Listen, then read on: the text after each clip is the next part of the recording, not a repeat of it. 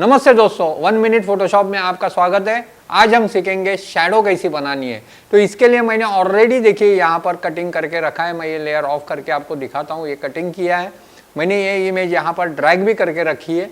Layer 1 को control जे दबा के डुप्लीकेट कर रहा हूँ।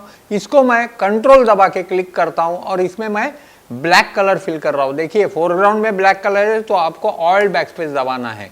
कंट्रोल डी करता हूँ डी सिलेक्शन के लिए, और एक लेयर पीछे लेने के लिए कंट्रोल और लेफ्ट हैंड साइड का ब्रैकेट करता हूँ। ये देखिए मैं कंट्रोल टी करके कंट्रोल दबा के मैं इसको नीचे ला रहा हूँ। ये देखिए शैडो रेडी हो गई। मैं इंटर करता हूँ, फिल्टर में आके ब्लर में आके गॉसियन ब्लर करता हूँ। इसको 18 पे ऑलरेडी सेट किया हुआ है।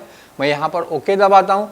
ये ओके दबाने के बाद मैं इसकी ओपेसिटी कम या ज़्यादा करके मैं वो शैडो का फील यहाँ पर ला सकता हूँ। तो दोस्तों, आपको ये एपिसोड पसंद आया हो तो लाइक कीजिए, शेयर कीजिए और सब्सक्राइब करना ना भूलिए। धन्यवाद।